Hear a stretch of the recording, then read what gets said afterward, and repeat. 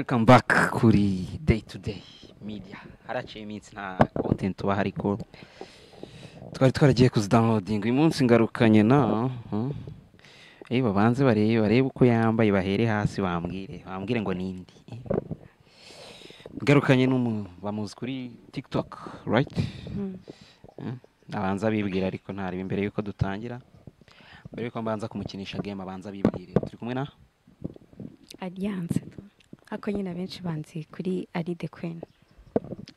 Read the Queen kuri TikTok. Nanjye niho namukuye.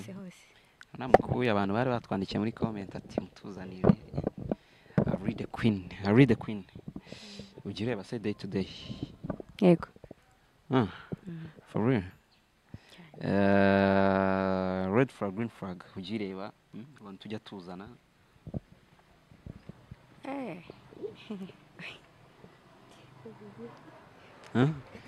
Ugireba? Yego. Okay. Ukuntu biba bimeze icyatsi ndakubwira ikintu iyo ari byo werekana icyatsi ari okay icyatsi muri make gisobanuye yego kuri TikTok mamuzi bwenge cyane abyumva vuba reka dutangire n'ibibazo byanjye hano banze nkubaze ugituzamura umutuku cyangwa icyatsi it's fresh yego okay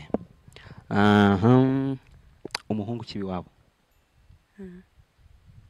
Mungu kibawa. Red flag kubera iki? Why? Kubera ko Mungu kiri wabo nyine afite imyumvire yeto. Okay. Bafite imyumvire y'ababyeyi nyine ibintu byose mubyeyi. Okay, twibuta iki cya kabiri umuhungu utazi guteka. Aya. Nayo ni red flag kubera iki? Nese umuhungu utazi guteka. Abantu batazi guteka se mu gihe narwaye se cyarwaye mwabituma right? Aya. Nayo itubwira ati ni red flag. Kibazo cya gatatu umuhungu ugize like 30s urumva imyaka 30 yego nta kintu na kimwe yikorera byose nyine ari umukozi oya turi no kuvuga iwabo tu ibintu byose nyine afite umuntu bimukorera ubwo se yaba baheha akora iki niyo yaba yibana ariko afite like hejuru ya 30s ibintu byose bimukorera cyareka nkubwire 25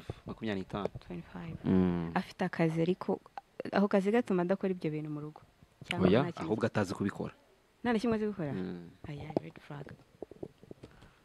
red flag okay noneho tuvuye muri relationship questions tugiye mu tubazo dusanzwe two ni quick nkubwira uzamura nta bisobanuro right okay icyambere gusohokera ku mazi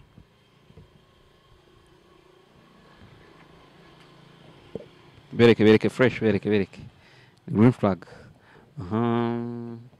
kugabana bill n'umuhungu mwasohokanye kayigabanya nyine kwishyura mukayigabana akishyura igice nkishyura igice yeah for real ntacyo bitwaye green flag okay ikindi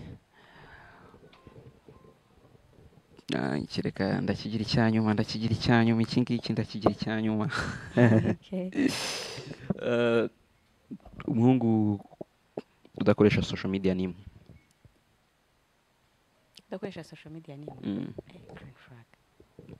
green flag icyo reka mbanze bikubaza uri TikTok ako ngo wowe urashaka ngo umuntu udakoresha uzi impamvu se okay byaterwa n'akazi akora nanone sibyo aba yafite akazi kamwemera kuzikoresha naribi ako nyine ari babahungu nyine bakoresha imboga nta kazi bazifiteho so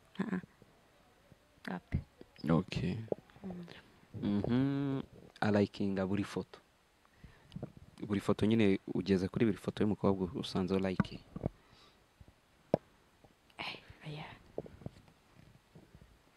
kubera iki red flag akenshi usanga ari abahehesi reka mbibutsa ahantu tuba twibereye tuba turi kuri Ndaba Rock Resorts and tours ni hano Nyanza Kicukiro, abantu bashaka hano kuruhukira barahabona. Apartment nziza cyane, ureba ikibuga cy'indege cya Bugesera, ni ahantu horoshye kuhagera, hafi cyane rwose.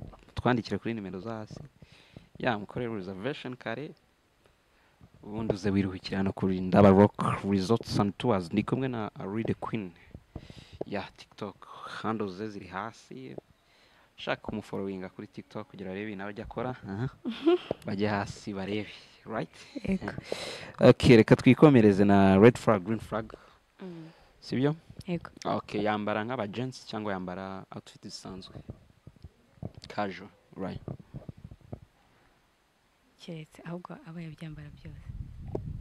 Oya, urahita. Okay.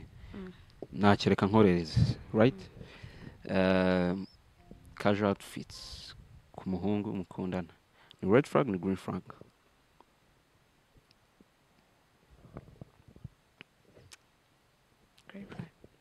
Red flag. Kunda abantu bashyiramo ubuntu bw'ubukoti, right? Yego. Turi kumwe na Ari the Queen, bamuzi kuri TikTok abenshi, the host and Trezor mumaze kumenyera. Turi kuri Day to Day Media, dukorera hano Ndaba Rock Resorts and Tours. Abantu bashaka hano kuruhukira, mutuvugishe, mutwandikire kuri nimero zo hasi, ubundi muze twimere fresh. Boyfriend wawe aracyari inshuti n'aba ex kabisa, bari in touch cyane. Kubera iki ari red flag?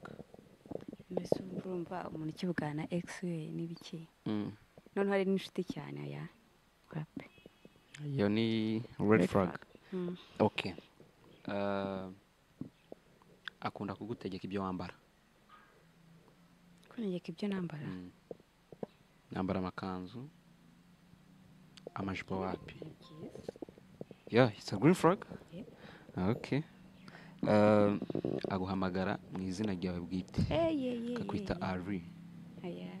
Red flag. Ni Day to Day Media, uyu munsi twari turi muri another episode ya red flag green flag. Twari dufite Ari the Queen TikToker.